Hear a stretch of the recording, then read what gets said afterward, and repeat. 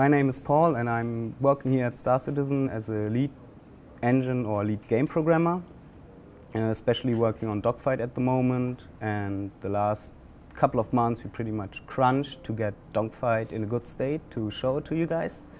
One thing we worked the last week or the last weeks, getting all the items and all the subsystems together.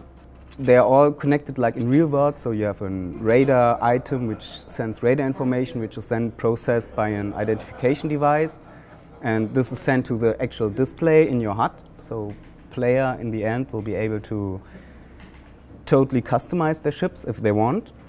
And this is what I'm working at the moment to bring all those systems together. We have like an energy flow system where we can detach and attach items like you would put a plug into your jack in the wall. So I'm Dan Tracy. I'm the senior technical designer here at Cloud Imperium Games, working here in LA. So I'm right now for dogfighting. I'm actually working on quite a bit of stuff with the Hornet destruction, as well as a lot of the destructibilities for like the asteroids, setting up the levels. Been working with a bunch of other people on like the particle effects, setting up the vehicle setup.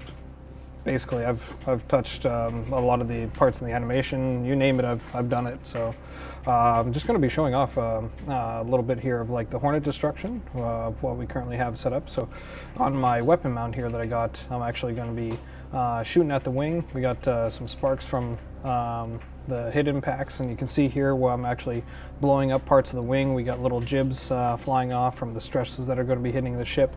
We're going to be changing this around a little bit, so it's actually going to be localized to where you're actually hitting on the ship. So these different panels are actually going to be blowing off, and when you're actually shooting at the wings here, you'll blow off like parts of the ship. You'll lose your weapons here. You can see that one flying away here.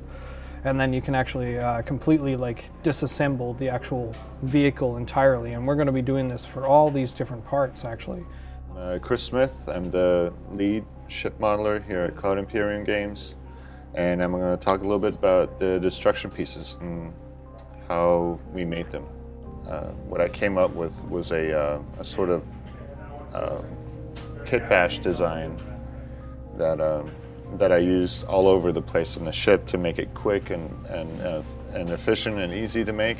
So kit bashing is like when you, from real life modeling, you take existing pieces from other models and put them together to make a new piece, to make a new model. This is the tail wing here specifically. You know, we're kind of breaking them up by sections. These are all the different damage states. What we're doing is the first damage state will be like real low, you know, just panels flying off.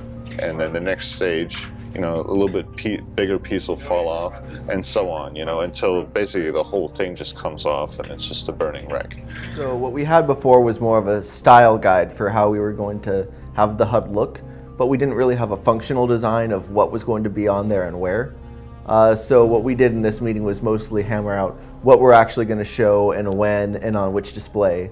And so that informs what I'm doing and what sort of inputs I need to program for the HUD. So now that we actually have an early version of the dogfighting module working and everyone can actually fly the ships, I'm starting to get actual feedback on what's useful and what's not, what's in the wrong place, what's unintuitive, what's intuitive. Hi, I'm Alan Precourt. I'm the senior lighting and cinematic artist here at Cloud Imperium Games. I've been working for the past couple of weeks on the dogfighting module, specifically lighting the Hornet. What I do is I often will sit right where the pilot sits, where the player is going to sit. And I'll keep looking around going, okay, I like that, I don't like that, and I keep moving the camera back and forth to try to see where the light is falling, what sort of bad effects I'm getting that aren't really desirable, and then I'll just keep changing it back and forth. So what it is a lot of placing a light, taking a look at the environment, going back, thinking about it some more, going back to the light, moving it a little bit more. So that's a really, really rough idea of how that looks for the cockpit. And after about 3-4 days of work, it looks like this. Hi, my name is Forrest, technical artist at Cloud Imperium Games. Mostly been concentrating on special effects. So explosions, muzzle flashes, when all the damage states switch, having sparks and fire and stuff happening when things are spinning around, flying around, trails. Currently, we just had a new tool made that allows us to do volume particles, and that means instead of our explosions just being kind of flat images, we now have volumes that can be rendered and created, so it has much more of kind of this fireball type effect when the explosion happens, along with the debris that kind of shoots out, and also the smoke. And then also in the dogfighting level, we have like an asteroid field and a lot of space dust that surrounds and is inside the asteroid field. And for that, we actually use volume particles, which is also a 3D particle that's very different and new. And that allows us to get these nice, dense looking areas actually through particles.